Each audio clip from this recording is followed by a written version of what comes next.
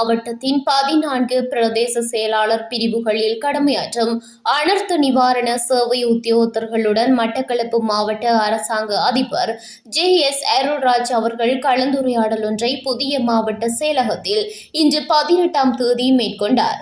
காலநிலை மாற்றத்தினால் மாவட்டத்தில் தொடர்ச்சியான மழை வீழ்ச்சி பெய்து வரும் நிலையில் அனர்த்த முன் ஆயத்தம், அனர்த்த முத்தடுப்பு நடவடிக்கைகளின் போது மேற்கொள்ள வேண்டிய நடவடிக்கைகள் தொடர்பாக இதன்போது கலந்துரையாடப்பட்டது.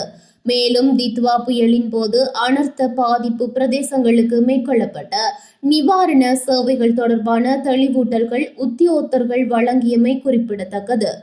இந்நிகழ்வில் அனர்த்த முகாமைத்துவ நிலைய பிரதி பணிப்பாளர் ASM ஷியாத், மாவட்ட நிவாரண சேவை உத்தியோகத்தர் M சுரேஷ்குமார் மற்றும் பலர் கலந்து கொண்டனர். மாவட்டத்தில் தித்வா புயலினால் 11 வீடுகள் முழுமையாக சேதமடைந்துள்ளதுடன் 844 வீடுகள் பகுதியளவில் சேதமடைந்தமை குறிப்பிடத்தக்கதாகும்.